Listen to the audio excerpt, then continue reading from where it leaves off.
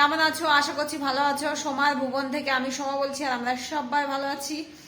তো অনেক দিন পরে মানে একদম পুরোপুরি ব্লগটা আজকে শুরু করে দিলাম আর কি। অনেক অনেক দিন বাবার বাড়ি গিয়ে পুজোয় অনেক মজা করেছি, সেই সব ব্লগ তো দিয়েছি আর কি। তারপরে বাড়ি এসে আবার লক্ষ্মী পুজো ছিল, মানে গড়েশ্বরে অনেক দিন শুধু ঘোরাঘুরি আর মজার ভিডিও গেছে বন্ধুরা। আজকে একটু সাংসারিক ভিডিও। তো যাই হোক, আজকে ব্লগটা শুরু করলাম, এখন বাজে 11:20। তো আমার সকালবেলা সব কাজকর্ম করে অনেক আগে রান্নাবান্না তো কমপ্লিট, বাবাই মিষ্টি স্কুলে গেছে, আর আমার পুজো করা হয়ে গেছে অন্তত আধা ঘন্টা আগে।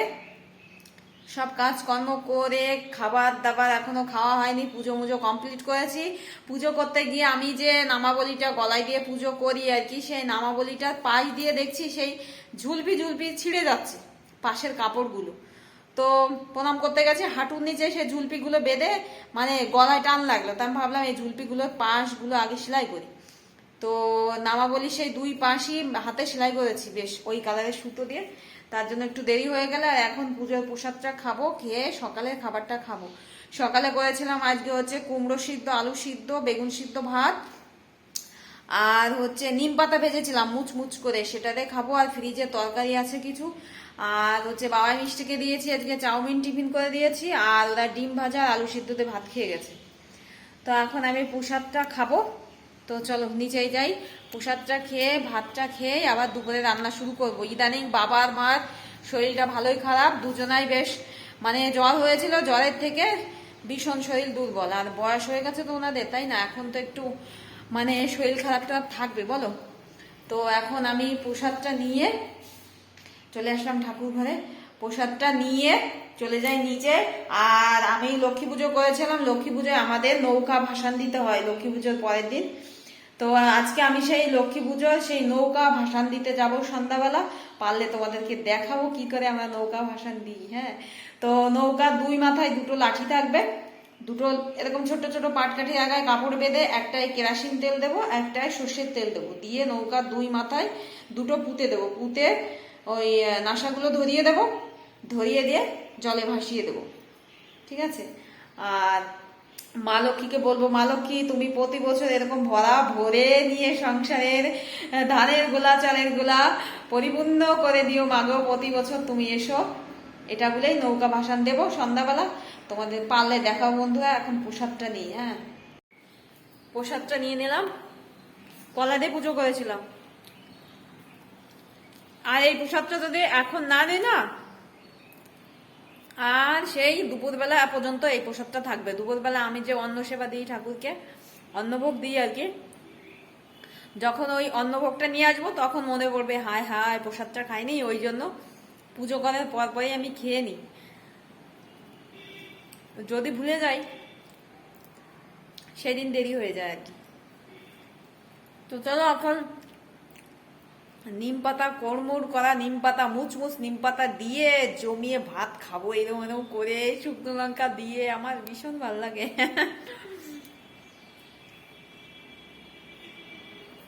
চলো নিচে যাই।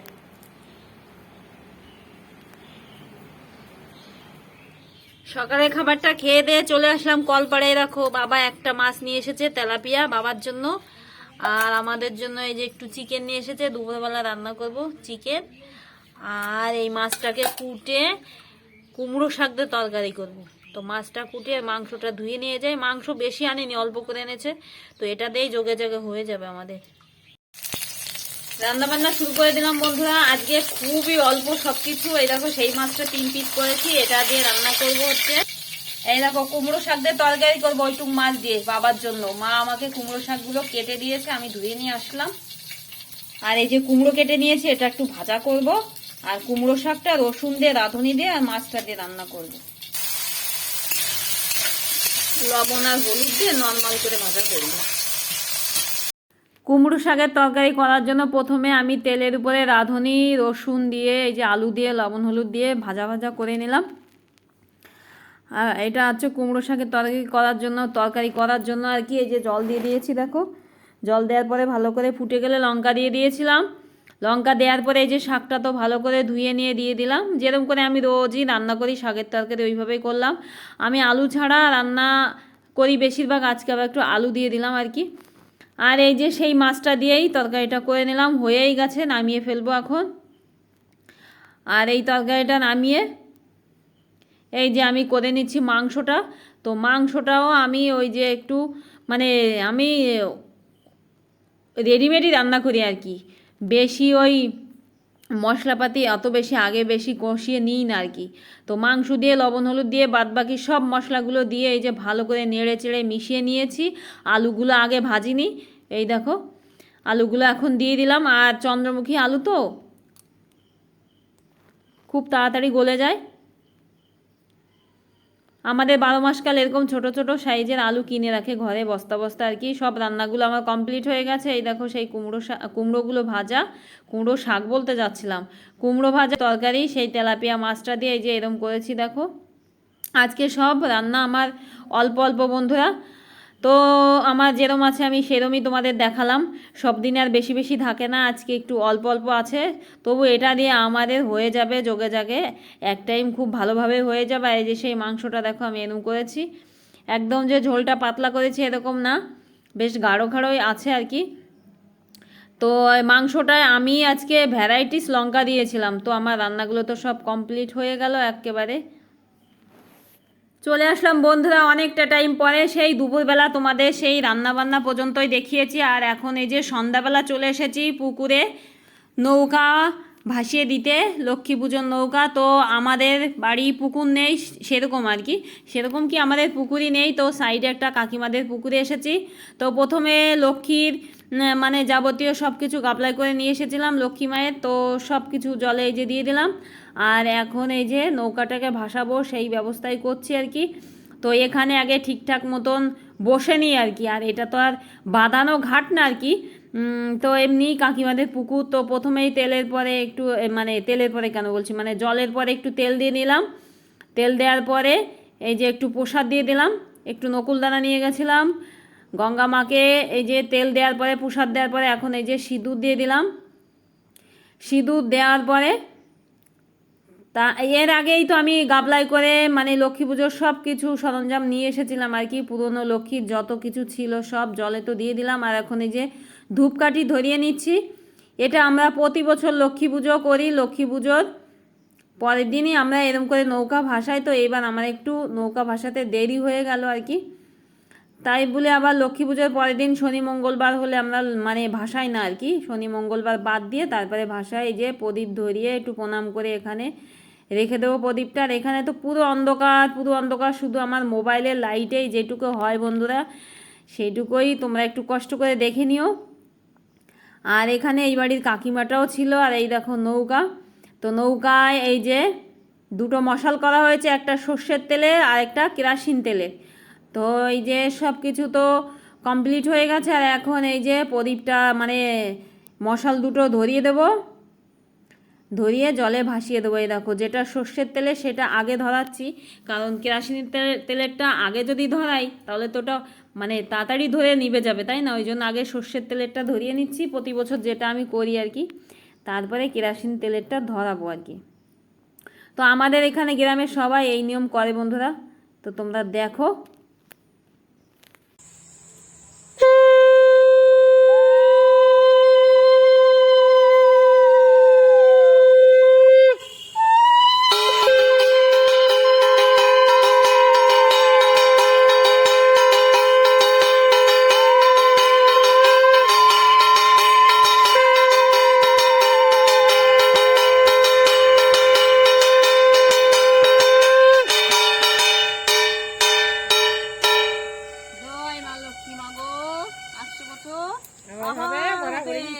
তুমি এরকম ভরা করে আবার আসো মাগো।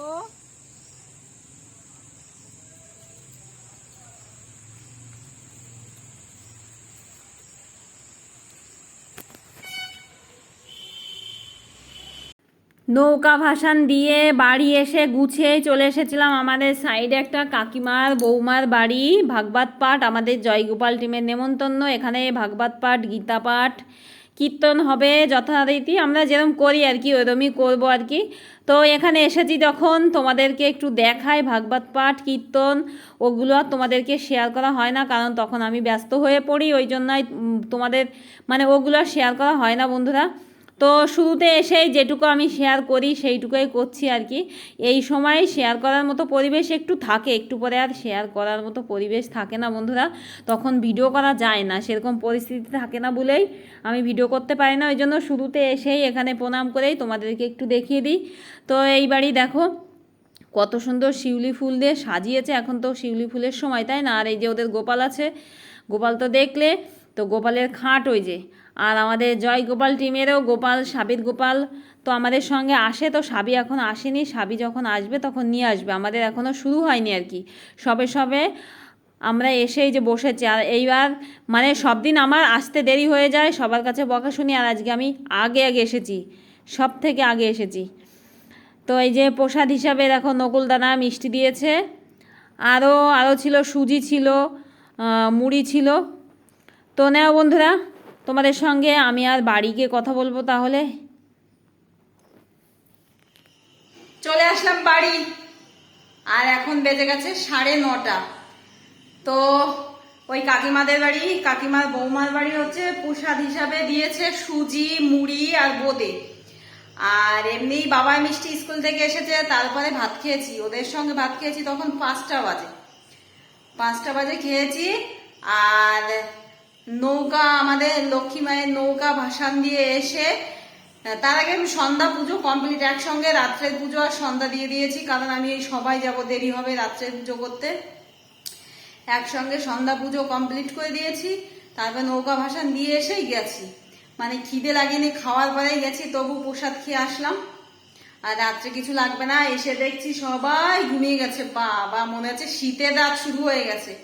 রূপালী আমার দেওর তো নিচে ঘুম, শাশুড়ি মা ঘুম, আর বাবাই মিষ্টি উপরে এসে দেখছি ঘুম। তো আমি এখন তো চলে আসলাম উপরে, আমার তো এখন খাবার দাবার লাগবে না, এখন একটু জল খাবো, জল খেয়ে বন্ধুদের একটু ভিডিও দেখবো বন্ধুরা, তো তারপরে ঘুমাবো। তো এখানেই শেষ করছি, হ্যাঁ তোমরা সবাই ভালো থেকো, সুস্থ থেকো, আর আজকের মতন টাটা, জয় রাধে রাধে রাধে বন্ধুরা, টাটা।